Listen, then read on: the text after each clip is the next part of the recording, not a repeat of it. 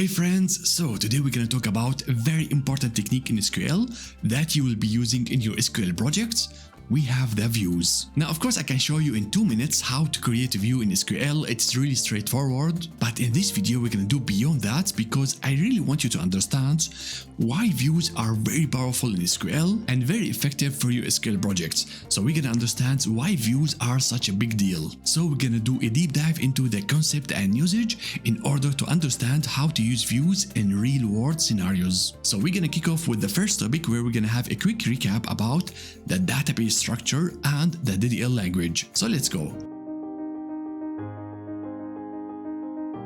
Now, a view is not like a query that we can use in SQL. It is an object that we can find in the database. So before we jump immediately to the view, I would like to give you the big picture, the whole structure of the database. So let's go. We have like hierarchy structure, and the highest level of this hierarchy is the SQL server. The SQL server manages multiple databases. It's like the control center that keep everything running and accessible. Now, inside the SQL server, we have multiple databases. So a database is a collection of informations that are stored in structured way. It's where all your data is kept and organized in different tables and objects. And each database is separated from others and it has its own data. Now, inside each database, we can find multiple schemas. A schema is like a logical way on how you group up related objects like tables and views together within a database. Like for example, if you have a database called sales, we can group up different tables about the orders underneath the schema orders. And maybe we have like multiple views and tables about the customers where we can put it in the schema customers. So if you find like multiple tables and views that are describing the same object, the same topic, we put them all together underneath one schema. So again, a database could be like the sales database and the HR database. They are completely different types of data, and underneath the sales we can have like different sections. We have sections about the orders and sections about the customers. And now moving on, what we can find inside the schema, we can find tables. A table is where actually your data is stored. It contains multiple columns and rows, so it is where the data physically lives. And now inside the schemas, we have another type of object. We call it view. And of course, in this section, we are focusing on the views. So a view is like a virtual table that has a structure and everything, but inside it, we don't have any data.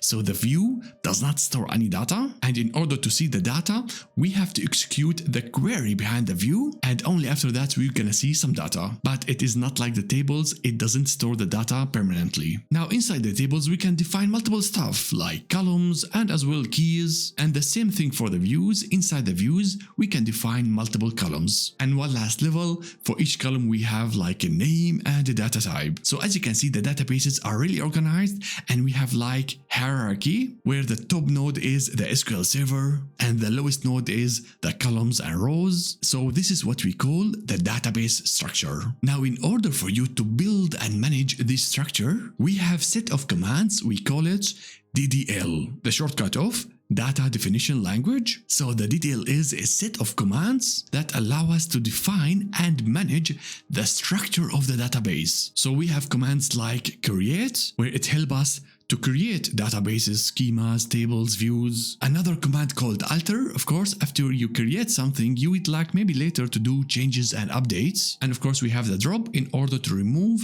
any database object, like dropping a schema, dropping a database, tables, views. So as you can see, the DDL commands can help us to manage the database structure. So from this picture, we have understood that we can create views inside schemas in the database. So now if you check the client and the Object Explorer, you can find the exact hierarchy. So it starts with the SQL server. This is our local server that's run at our machine. And then we can find inside it multiple databases. And one of them is our Sales DB that you have installed together with other databases like the AdventureWorks. So now if you go to the Sales DB over here, you can go and drill to the next level. And now we can find here a lot of objects. And one of them that we know, we have tables and views. And now you might say, okay, but between the database and tables, we have schemas. So where are the schemas? Well, actually, if you go inside the tables, you're gonna find our tables, customers, employees, and so on. But before it, we have a name called sales.customers. And you can find it everywhere, sales.customers, sales.employees, and so on. The sales is the schema that bring all those tables together underneath one logical schema. So we have a database called salesDB, we have a schema called sales, and we have a table called customers. And now if we would like to see all the schemas inside this database, what you can do, you can go to the securities over here, and then here we have like a folder called schemas. If you go over there, you will find the list of all schemas that we have in this database. You might say, but we didn't create all those stuff, we have only the sales that we know. Well, as you create a database in SQL Server, you will get a lot of other system default schemas that the server can create. One of them is the information schema, where it holds a lot of views about the catalog and the metadata, where you can find the list of columns, tables, views, and so on. So here we have only one schema that we have created for the user. It is the sales. So let's go back. Now if you go inside one of those tables, you will find here multiple stuff, like we have columns, keys, constraints, and so on. And if you go to the columns, you will end up at the lowest level of the hierarchy. And here we have the columns like the customer ID, and we have some extra informations like the data type, length, and so on. So this is the structure and the hierarchy of databases.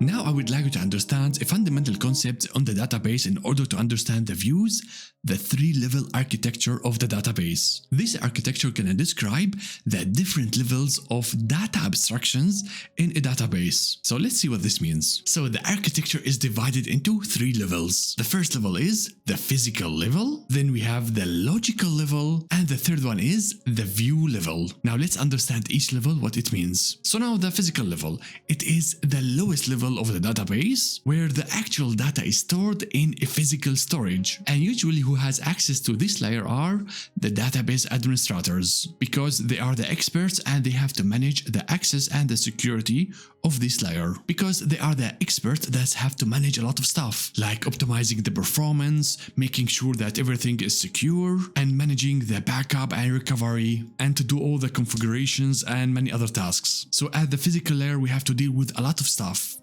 like the data files, partitions, logs, catalogs, blocks and caches, and many other stuff that each database needs in order to store your data. So as you can see, this layer is very complicated and you need to be really an expert of databases in order to be able to manage all those stuff. So we call this layer a physical layer, or sometimes we call it an internal layer. So now let's move to the next level. We have the logical level. So the logical layer, it is less complicated than the physical layer. Here at this level, you have to deal on how to organize your data. And normally we have here like an application developer, or we have like data engineers that access the logical level in order to define the structure of your data. So those developers can focus on how to structure your data rather than how the data is exactly storing the data physically at the storage. So they don't have to deal with all those details. They leave it for the database administrator and they can focus only on how to structure the data.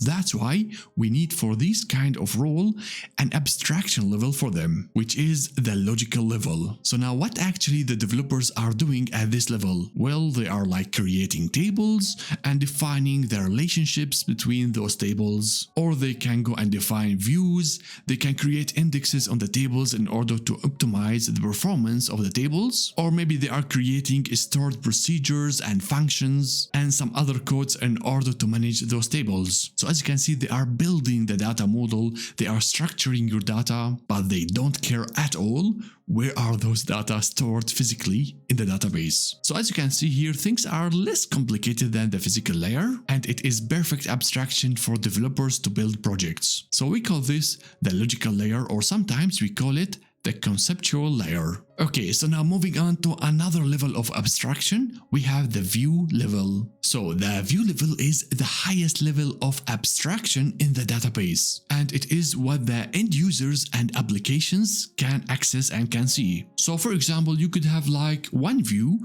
for business analysts. So you prepare and customize views that are suitable only for the business analyst. And you might say, you know what, let's prepare another set of views that are suitable for for data visualizations and reporting. Like you can go and connect, for example, a Power BI in order to create dashboards. So they are fully customized and prepared views in order to be connected with the Power BI reports. And you can keep doing that by creating multiple set of views that are suitable for specific purpose and use case. So as you can see at this level, we are exposing our data for multiple users and multiple applications. So now the question is, what do we have to deal at the view level? Well, you have there only views that holds only the relevant informations for the use case or users. So the users at this level have only views.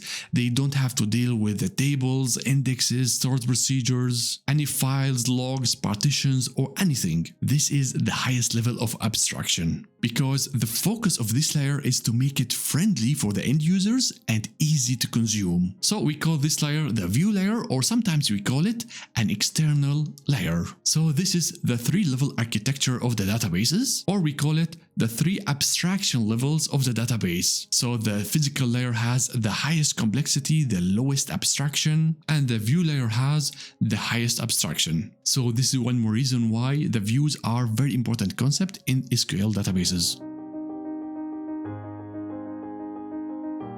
Okay, so with that we have enough fundamentals in order to start talking about the views. So the question is, what are views? A view is a virtual table in SQL that is based on the result of a query without actually storing the data in the database. So in short, this means views are stored or persisted SQL query in the database. So let's understand what this exactly means. Now, so far what you have learned, we have like a database table, and all what you have done, we create a select query in order to retrieve the data from this table. So once we execute our query, we will get the result back. Now, if we are talking about views, they have as well like the structure of the table, but without any data inside it. And for each view, there is like a query attached to it. So there is no data, but we have like a query in order to get data. We call the normal table as a physical table, and the view we call it a virtual table. So now how exactly we're gonna get the data? So now if you go and write query by selecting data from the view, not from the table, from the view, what can happen? SQL gonna go and trigger the queue that is attached to the view, and this query is responsible to query the physical table, and then the result gonna fill the structure of the view, and we will get back, of course, the results. So we are directly querying a view, but actually we are indirectly querying a physical table. So the view is like between us and the data. So that means my real data is stored inside the database tables, and the views are like an abstraction layer between me and my real data. And of course, the data will not be stored inside the view. Each time I'm querying the view, what's gonna happen? The SQL query behind the view gonna be executed again. So it's gonna go and retrieve the data and get it back to the view, and then I will see it in the output. So this is what we mean with SQL view.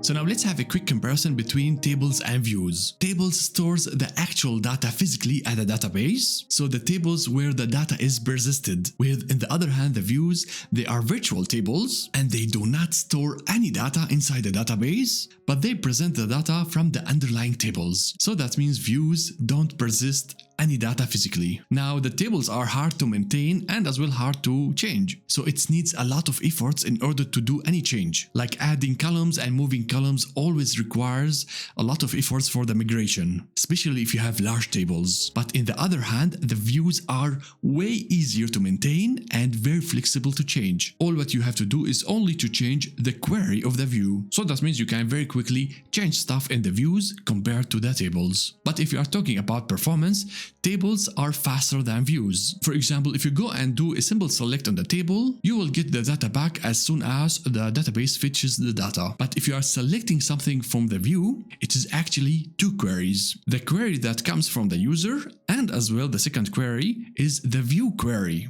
And the query of the view could be very complicated in order to extract the data from the underlying table. So selecting something from the view is always slower than selecting something from a table. Now, if you have a table, you can read from the table and as well you can write to a table. But the views are read-only. As the name says, it is only a view. You cannot go and write something to the database using the view. Okay, so those are the big differences between views and tables.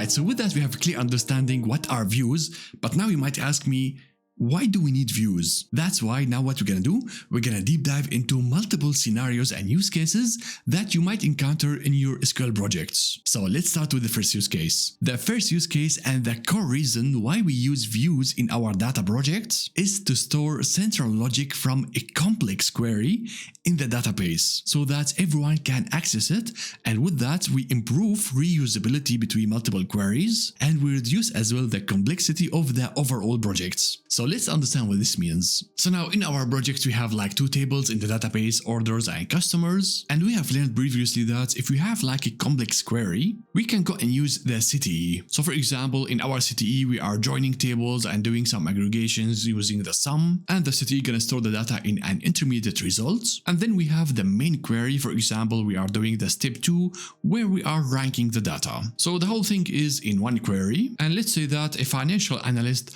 was doing this type of analysis. Now what could happen is that you might have another user, for example a budget analyst, where he is doing exactly the same first step. So he has as well a CTE query where first the data are joined and then aggregated using the sum. But the last step in the main query he is not doing ranking, he's just doing like max and min. And not only that, we have a third user, the risk analyst, where as well doing the same initial step using the CTE, joining the tables and doing the summarization. But here the risk analyst in this scenario, he's just comparing the data at the last step in the main query. So now if you sit back and look at this, you can see all those three data workers, all of them are doing the same first step. So all of them are doing the same CTE. They are joining the data and then doing summarization. And of course, this is a complete waste of time that each one of them has to create first the CTE from the scratch in order to do some analysis. So it is complete redundancy and makes no sense. So this is exactly the disadvantage of only using CTEs in the projects. Now what we can do instead of that,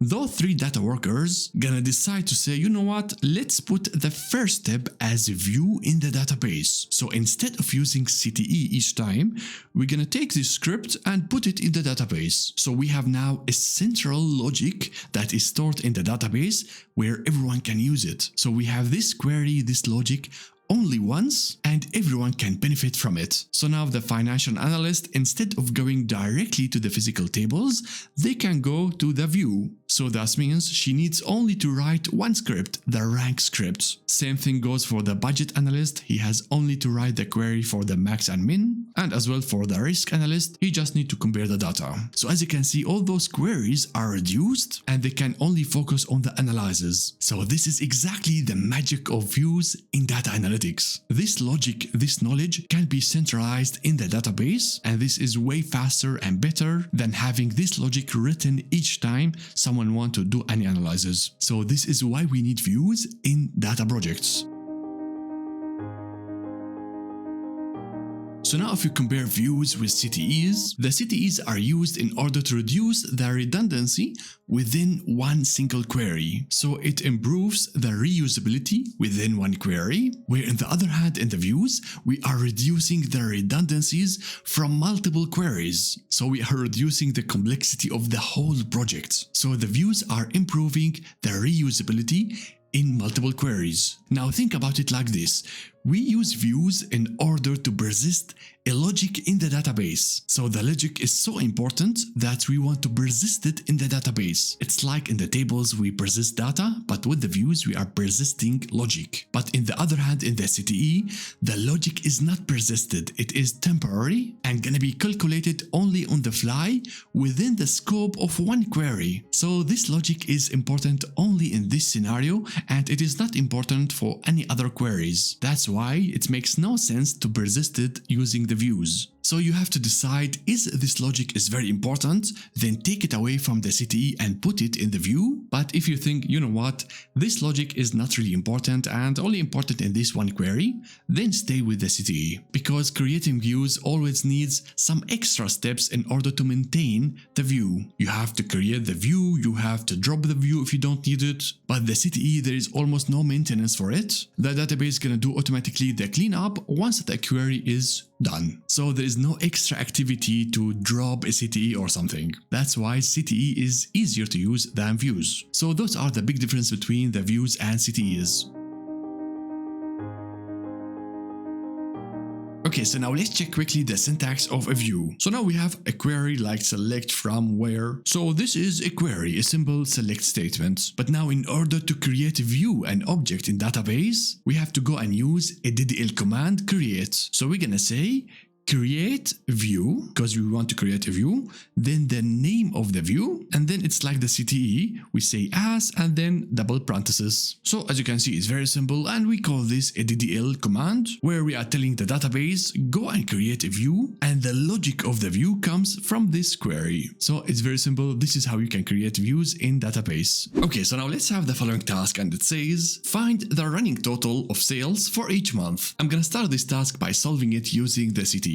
So first I'm gonna go and do few aggregations on the top of the month. So let's go and select. So now what do we need? We need the order date, but we need it as a month. I'm gonna go and use the date truncate like this and say, okay, I would like to have the date as the granularity of month. So let's go and call it order month. And now after that, we're gonna do a few aggregations. Like for example, let's go and get the sum of sales. And we're gonna call it total sales. And that's it for the start. So now let's go and call it from the table sales orders and group by. And we are grouping by the month. So something like this. Let's go and execute it. And now for this, we get for each month the total sales. And now the next step that we have to go and calculate the running total for the sales. This is of course not the running total. So that means either we can go and use subqueries. So this means this is our first step and we need a second step. So either use queries or CTEs. I will go with the CTE over here. So I'm gonna say with CTE and monthly summary. And we're gonna define it like this. And now what we're gonna do, we're gonna go and define the main query. So the main query gonna be simple. So select, and let's go and get the order month. And now we have to build the running total. So we're gonna go and use the window function. So sum total sales. And then we're gonna say over. We don't have to partition the data. We will just sort it by the order month. And we can leave it ascending. So this is the running total. And we have to go and select, of course, our CTE from here. So let's go and execute it. And with that, we are getting the running total. Of course, we can go and add the total sales in the output in order to understand the results. So here in the output, we are just building a cumulative sales. So for this scope, everything is fine. We are using the CTE. But now imagine that this logic is important for multiple queries. So it's really nice to have such a report where we are aggregating the data at the level of the month. And this could be used from different users and different queries. So now we say, how about to put this logic in one view so that everyone can access it? And we don't have to repeat the same aggregations over and over. And now before we put it in view, someone comes and say, how about to add one more aggregation so that not only the total sales, we can add. So now before we put it as view, maybe some other user says, you know what, we would like to have one more aggregation, not only the total sales. Let's make the scope a little bit bigger so that everyone can benefit. So for example, we can go over here and say, you know what, let's go and add the total number of orders. So we can go over here and say count, and let's get the order ID and say this is the total orders, or maybe some other says let's get the quantities as well. So we can go and summarize the quantity like this, and we call it total quantities. So with that, we are like doing a lot of aggregations on the month level. Let's go and execute only the CTE. So now we have really nice report that is based on the months and can be used from many different queries. So now what we're gonna do, we're gonna take this and put it in a view. Let's go and select only this logic and create a new query. And now what we're gonna do, we're gonna put our query here, and we have to create now the DDL in order to create a view. So it's gonna be like this. Create view. Let's give it the name, maybe starts with the V underscore, and this can be the monthly summary. So this is the name of the view, and as then we put everything in parentheses. It's like you are building a CTE. So we have here our logic, And here is our DDL query in order to create the view. So now let's go and execute it. Now, as you can see in the output, it says only that the command is completed because this is not a select query. This is a DDL command. So the SQL gonna tell you, okay, either I created it successfully or not. So now the question is, where do I find now my view? Well, if you go to the Object Explorer, you can see over here underneath our database sales DB, we have here something called tables where we are used to query those tables. But beneath it, we have as well our views. So if you check the views and expand it, now we are not seeing a view because we just created the view here. So go over here and refresh. And once you do that, you will see the newly created view. So this is the one that we just created. So now what we can do, we can go and create a new query. And let's go and just query the view. So select star from, so v monthly summary. Let's go and execute it. And now as you can see, we are getting now the result of the view, and I'm accessing now this logic from completely external query. So now I can think about the view as any other table that you have in the database. And again, the big differences between the views and the tables has data, has actual data, and everything there is persisted. But the view is just an abstraction for me, and behind it there is like a query that goes to the table and query the tables in order to present the results. But for me, I don't care about all those details. I can go immediately to the query over here and start querying. So now in order to create the total running sales, I don't have to create the CTE and sub-queries. I just go and get, for example, our main query. Let's go back over here. So now instead of using the CTE, I can go directly and access the view. So as you can see now, my query is very simple. I'm doing immediately the step 2 without having to prepare the data first. So if I go and execute it, I will get exact results. And now if you compare the query on top of the view like this with the CTE query, you can see that the CTE has more steps and it is like a little bit more complicated than the query on top of the view. And this is exactly the benefit of the view. We reduce the complexity and it is very easy to consume from the point of view of users. So this is how you can put your logic in central place using views. And with that, we have learned how we create a view. Now, one more thing about the schemas. If you check our tables over here, they have all one schema. So we have sales.customers, sales.employees, orders, and so on. Our new view has the schema of DBO. If you create any object, whether it's table or view, and you don't specify a schema, in a default schema called DBO. And now let's go back to our DDL script.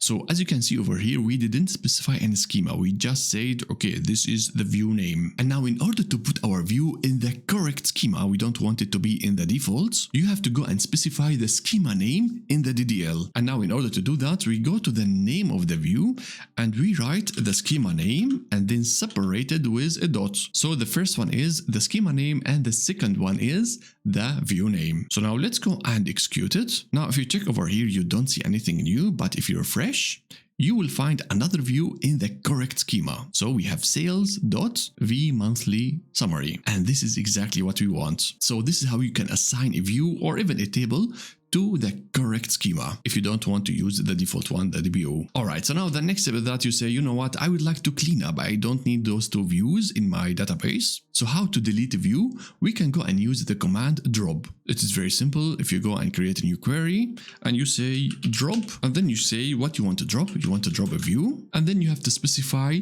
the name and schema of the view. But now since it is the default schema DBO, I don't have to write it down. So we can start immediately with the view name. So vMonthly summary. So that's it. It's very simple. So now we go and execute it. It says it's completed, but as you can see, nothing is changed. We go and refresh, and now we can see that the database did remove the view with the schema DBO. So it's very simple. This is how you can drop a view in SQL. Okay, so now to the next step, let's go back to our DDL of creating the view sales monthly summary. And now you say, you know what, I would like to change the logic inside the view. So how we can update this content, how I can update my query. If you say, let's go and, for example, delete this column, I need only 3 columns. So, and you go execute it, the database say, I cannot do it for you because we have already such a view. So SQL will not go and replace stuff. SQL gonna say, no, we have the same name and I cannot do anything for it. So how we can update the view? Well, in other databases like Postgres, for example, it's very simple. You can go over here and say create or replace view. So it's like you are telling the database, create this view, or if it already exists, then replace it, and you will not get error in the Postgres. But in the SQL Server, it is a little bit more complicated. We don't have this command. So here you have two ways. Either you go over here and say, you know what? Let's first drop the view. So you go with the same name over here.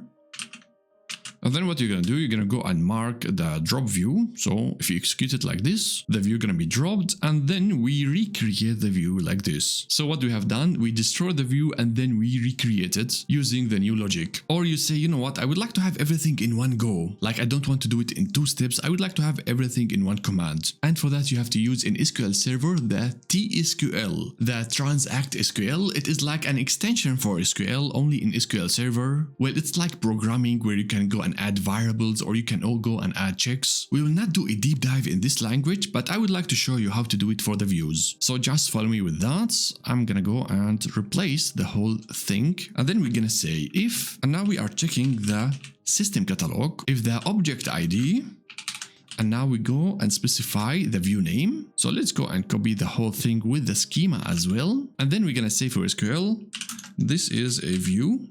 So if this object exists, so we are saying is not null, so that means it exists in the catalog, then what SQL should do, should drop this view. So we're gonna say drop view, and it's like we have done it first, and then semicolon.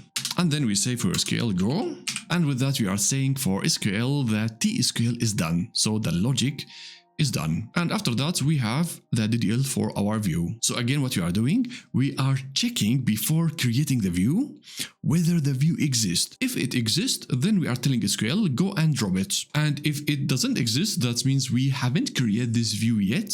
It is completely brand new view. Then this step gonna be skipped, so there is nothing to drop. So now if you go and execute the whole thing, it will work. And of course, if you go and refresh over here, you still see the view. So SQL did destroy the table first and then recreate it. So if you execute it again, so this is how you replace your logic in a view in SQL Server. And with that, we have learned all possible scenarios, how to create a view, how to drop a view, and how to update the logic of a view. Now back to our database architecture, and let's understand how the database executes views. So now let's say that the data engineer is creating view called top n. So the query can be sent to the database engine, and once the database engine understands this is a view, this is not a table, so now the database engine gonna go to the disk storage and to the catalog, and it will stores not only the metadata about the view, also the SQL that is responsible for the view. So it's gonna take the SQL statements that you have defined in the create view and place it as well in the catalog. So if you compare it to the tables, we have in the tables only metadata, but in the views we have both the metadata and as well the query of the view. And as well, you can see that the database engine will not create a table in the user's data. So there is nowhere data stored inside the disk or the cache. So the actual data, the physical data will not be stored anywhere. We are storing only metadata and the query inside the system catalog. So now we tell our data analyst, okay, we have a new view, and the data analyst can go and write a query in order to retrieve the data from the view. So he's gonna say select from the view and execute it. The database engine gonna take it and understand, okay, now we are talking about view. So the database first has to retrieve, not the data, can retrieve the query from the catalog in order to understand what do we have now to execute. Then the database gonna execute the query of the view first, and the data for this query comes from a physical table called orders. So now the database engine is querying the orders to retrieve the data so that we have a data for the end user, and then it's gonna be executed and the result gonna be sent back to the data analyst. So as you can see, there is like two queries. The SQL engine first has to execute the query from the view, and only after that the database engine can execute the query that comes from the user. So actually the data comes always from a physical table, but we are not providing the data analyst an access to the table, we are just providing an access to the view. So this can happen each time an end user selecting data from the view. Always the database engine gonna grab the query from the catalog, execute it first in order to get the data, and then execute what the end user wants. And now if the data engineer says no, let's go and drop the view. So she writes a query in order to drop the view, and the database engine gonna go to the system catalog and delete both the metadata and the query. So as you can see, if you are dropping a view, you are not losing the actual data. So there will be no user data lost at all. So don't worry about it. What you are losing is only the query and the metadata about your view. It's only if you drop a physical table like the orders, you will lose your data. So dropping views is not that bad like dropping a database table. So this is how the database works with the views behind the scenes. Now moving on to the second scenario, to the next use case of using views in projects, is that we use views in order to hide complexity and to improve abstraction. In many scenarios, we work with a very large and complex databases, and we can use views in order to reduce the complexity and make things easier for the users. So let's understand what this means. Now I'm gonna explain for you a scenario that happens almost in each project. Like if you get an access to a database where you want to do analysis, you will be in scenario, and this can happen a lot, where you're gonna find a large database where the tables are very complex to understand. They have a lot of columns, they have like technical and cryptical names, and how tables are connected to each other's and the relationship between them, it's almost impossible to understand. Then you have to be deeply involved with the data models, with documentations, and with experts until you understand how to query this database. So if you are not a developer and from end user perspective, it's going to be a nightmare where you are trying to do multiple joins in order to make simple analysis. And of course, from the database perspective,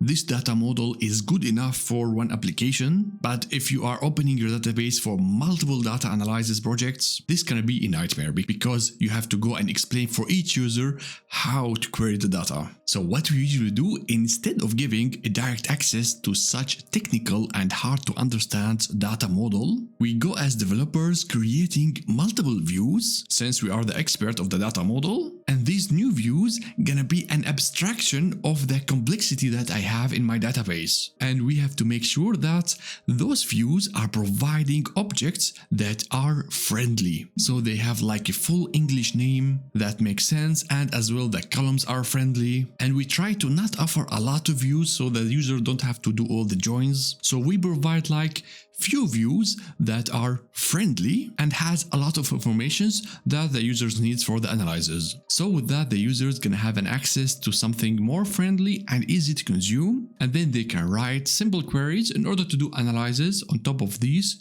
friendly views. And this is what we can give a name, like we are providing a data product from my complex physical database. So here again, how important are the views to provide an abstraction and easy to consume objects for the users, and with that I can hide all my complexity, and the script of the view gonna be developed from the experts and only once, so that the users don't have to understand or to write these complex SQL joins. And with that, you can make your data projects way easier than before. So this is another important use case for the views, where we can use it in order to provide abstraction and as well easy and friendly objects for the end users. Okay, so now let's have the following task, and it says provide view that combines details from orders, products, customers, and employees. So now instead of having all those tables from our database, we have to provide one combined view that has everything. Well, almost everything. So now let's see how we can create such a view. So let's start first by the table orders. I'm gonna go and select first star from sales orders, and let's go and execute it. This is the central table that connects everything. You can see here we have the order ID, product ID, sales, customers, and so on. So it is a great start point. So now we're gonna go and be picky about the columns. I would not show all the columns, but I would say let's go and show, for example, the order ID. This is essential. It's nice to have a unique identifier.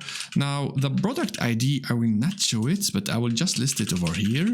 The same for the customer ID, salesperson ID. Those stuff I would like to replace later. So I will just make it as comment so I don't forget about it, because it makes no sense to show the product ID and customer IDs and so on. We would like to show the details about each object, because instead of having the product ID, I would like to show, for example, the product name itself and some other informations from the table products. And with that, we are reducing the complexity. So now what else we can get from the table orders? We can go and get the order date. I will put it here.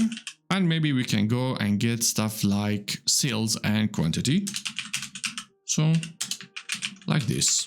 Of course, we can go and put all the columns, but for now, I will go with those informations. Now, it's important, since we're going to have a lot of tables, let's go and make sure we are using aliases.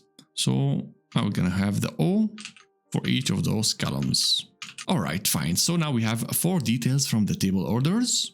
Now, what is next? We have the product ID. So let's go and get the informations from the products. What we're going to do, we're going to use a left join just to make sure to not miss any order. If you go with the inner join, you might miss some orders, so I will not do that. So let's join it with the products like this. And so now we have to go and join the tables. So we're going to use the keys product ID equal the order product ID. Alright, so now the question is, which informations we want to show for the users?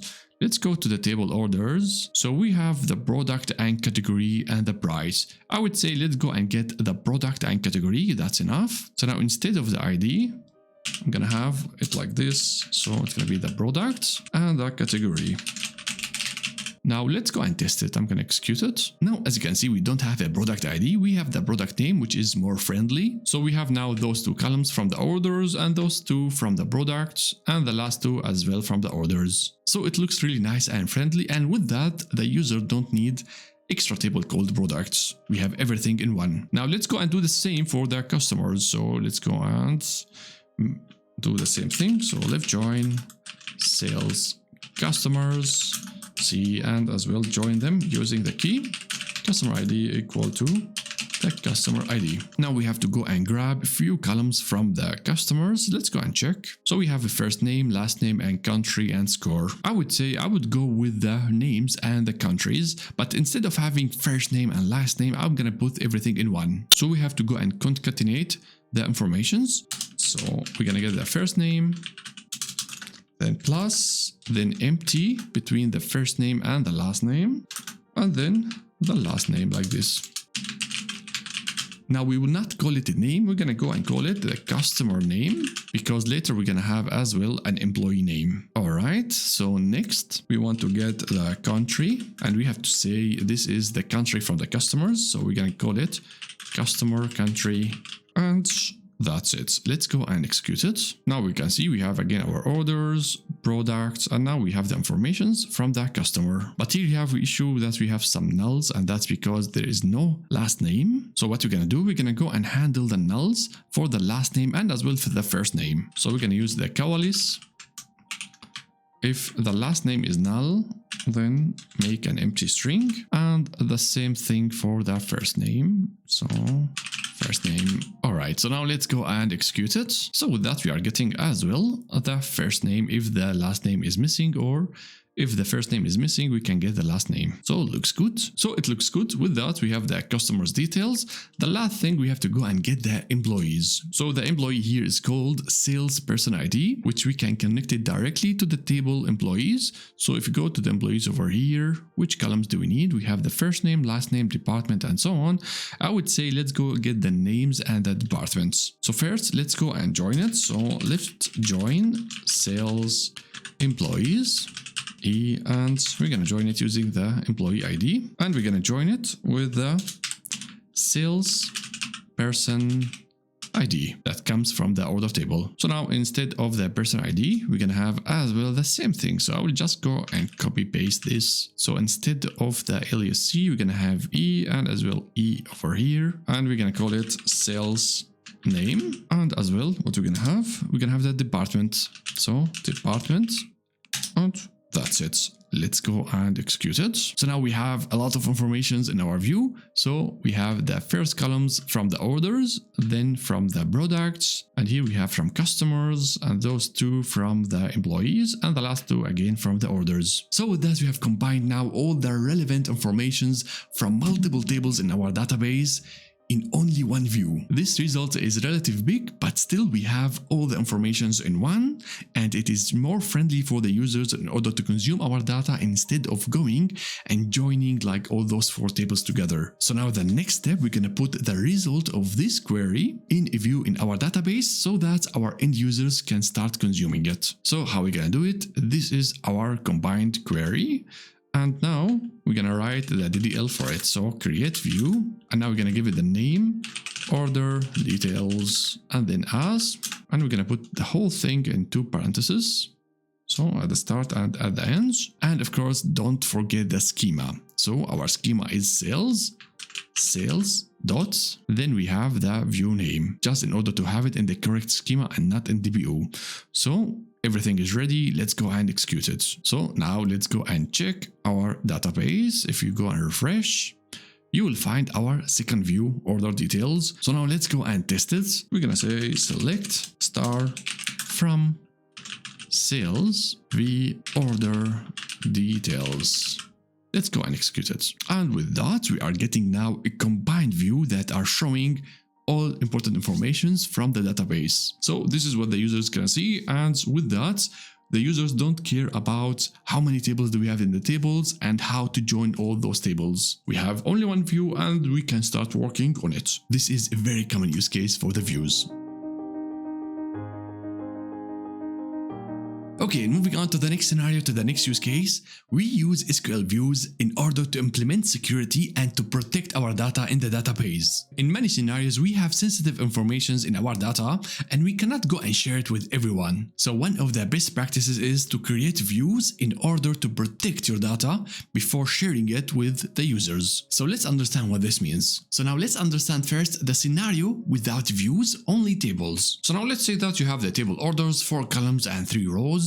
And then you have, like, for example, a manager that has an access directly to the database and start writing some queries in order to retrieve data. But in your project, you have multiple people that has an access to your database, like for example, a data analyst, and as well, she is writing a script in order to retrieve data from the orders. And as well, you have maybe a student that has an access to your database and querying the data, like any other role, like a manager and data analyst. So as you can see, you have now different rules in your project and all of them having the same rights by accessing directly your table. So a manager or data analyst or student, they are seeing the whole table or rows and all columns. And of course, in the real projects, this is a big problem. Sometimes the data are sensitive and you cannot give an access for everyone. And of course, if you are using only tables, this is going to be a nightmare because you can go and create multiple tables, but it's going to be really hard to make all those tables in sync. But instead of that, we have views. So what you can do, you can go and remove all accesses to the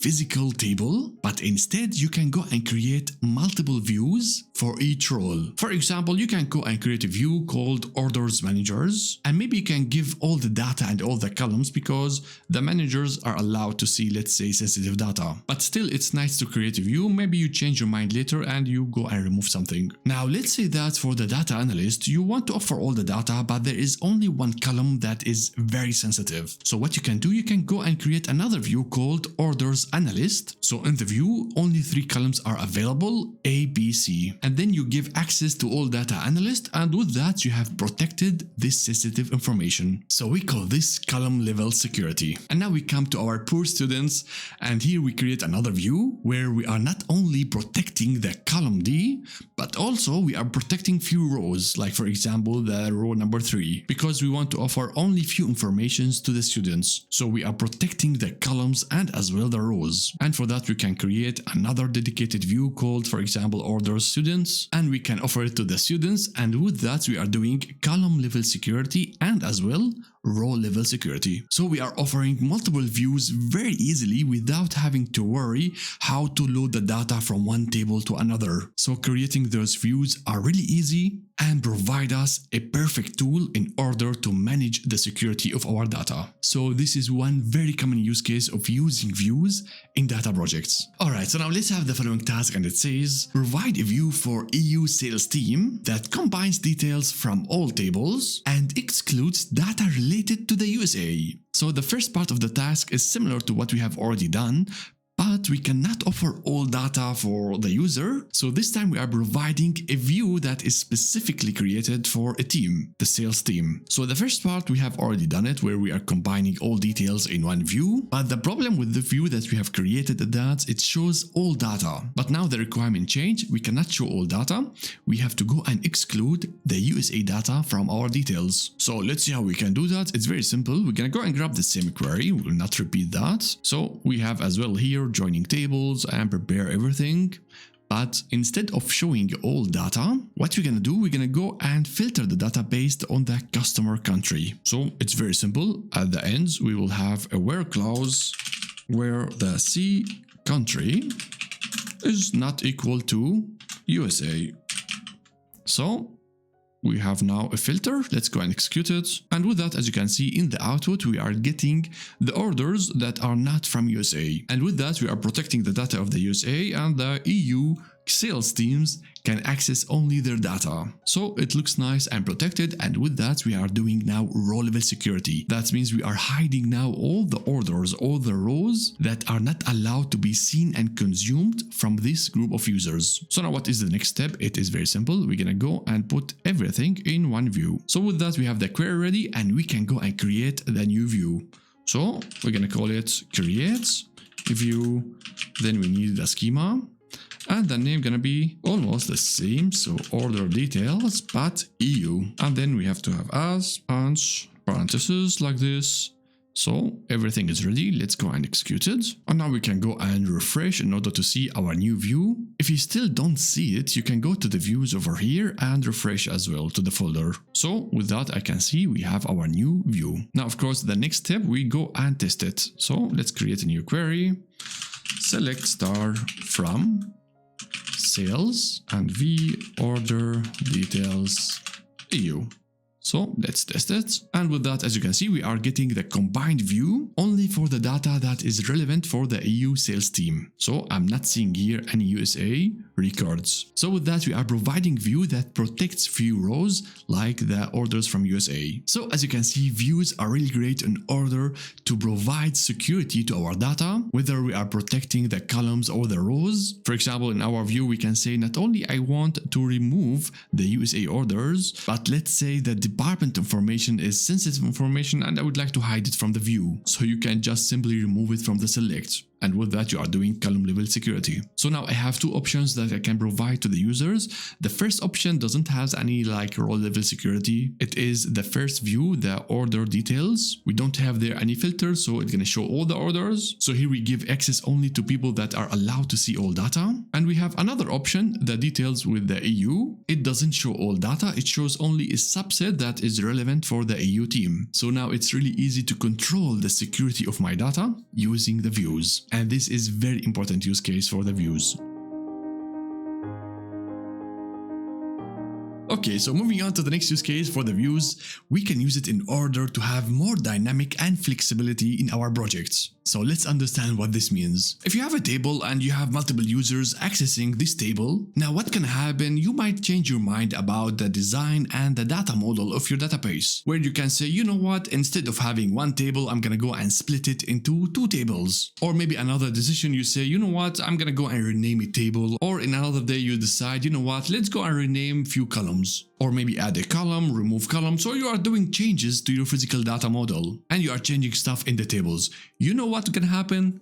All those users that are accessing the tables gonna scream because all of them having a complex SQL queries, and your small changes at the tables are breaking everything in their queries. And what this means escalations, and you don't have anymore the freedom to change anything in your database without talking before to 100 people before doing any change. So we don't do that. Instead of that, we use views. So what's gonna happen? You create a view and you tell the users, okay, take this view and consume it and leave me alone. And now you have again your freedom to do any changes you want. So you go to your tables and do splitting, renaming, and changing everything you want, as long as you are updating the query between the table and the view to make sure that the users are not noticing any change. So for example, if you go and split the table into two tables, then you have to put in the view a join or a union in order to reconstruct the same structure that the users are used to. And if you would like to rename something in your database, like instead of ID you are now calling it a key, all what you have to do now is to go to the query of the view and rename it back from a key to an ID, so no one gonna notice that you are doing changes to the physical tables. So using views and offering it to users is a game changer for you, because giving the users views gonna gives you more freedom, dynamic and flexibility to change anything in your data model and the tables without getting any headache. So this is an amazing use case for the views.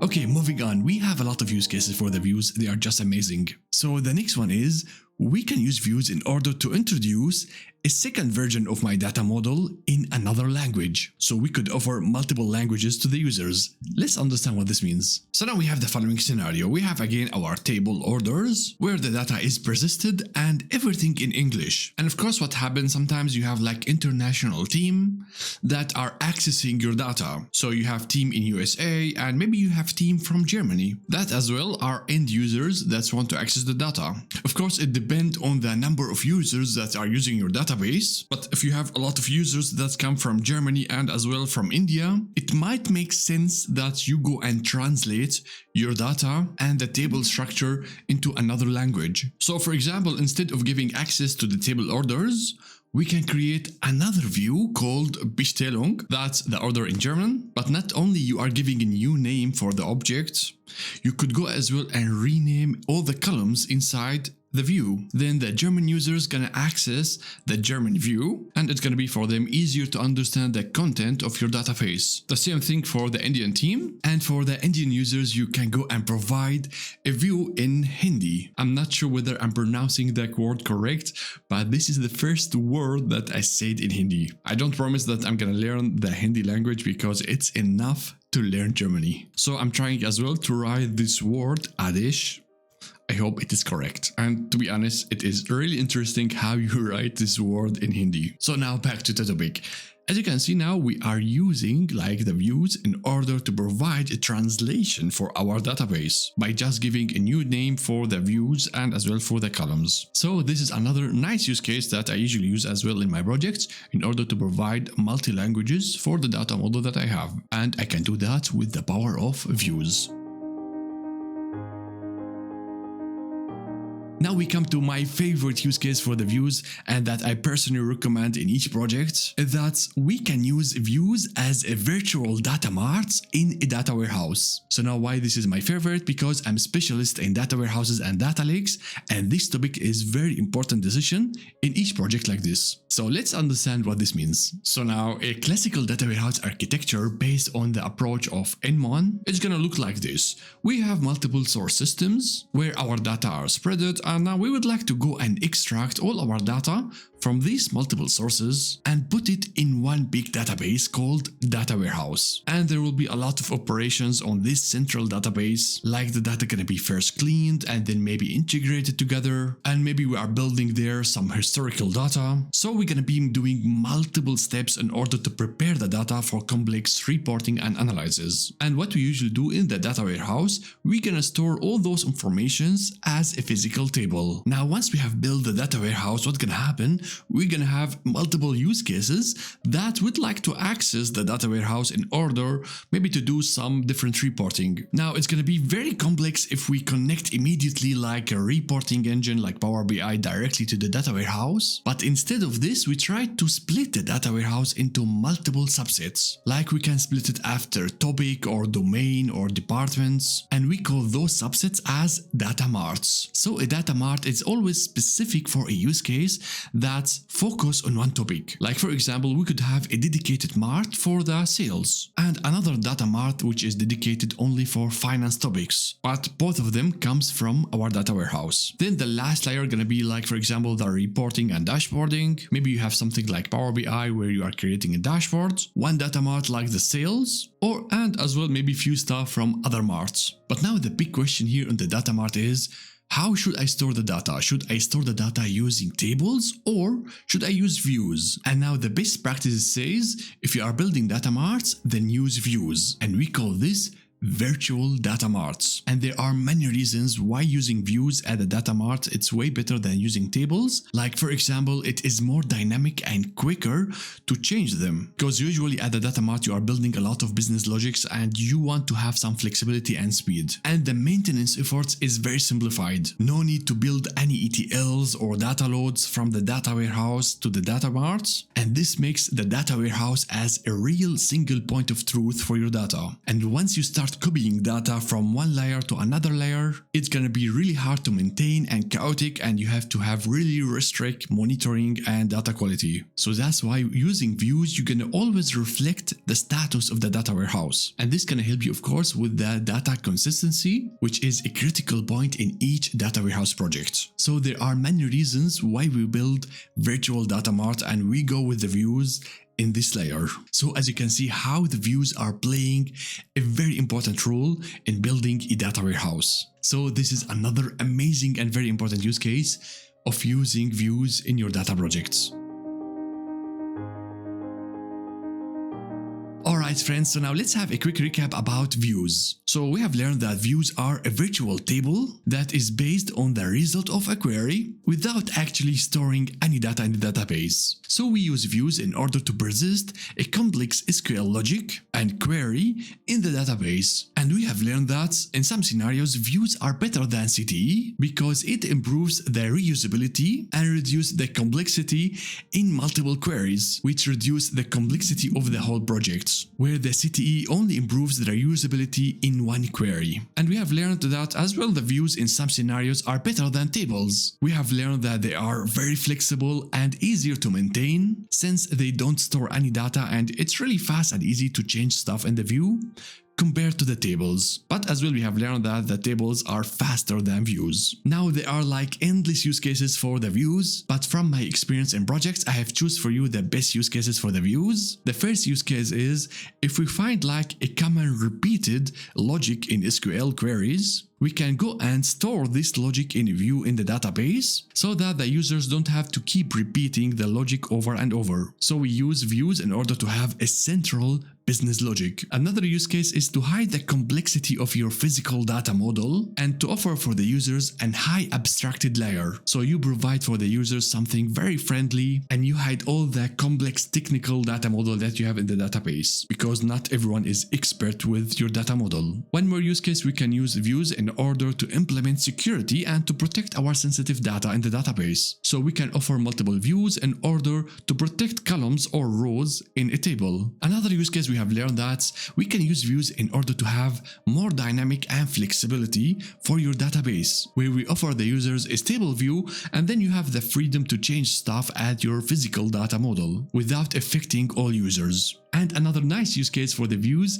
we can offer multiple languages from our data model. And the last use case, we have learned how views play an important role in a data warehouse system. So views are amazing. Alright, so with that we have covered everything about the views and how to use them in your SQL projects. Now in the next chapter we're gonna learn how to use tables instead of views in your projects. If you like this video and you want me to create more content like this, I'm gonna really appreciate it if you support the channel by subscribing, liking, sharing, commenting.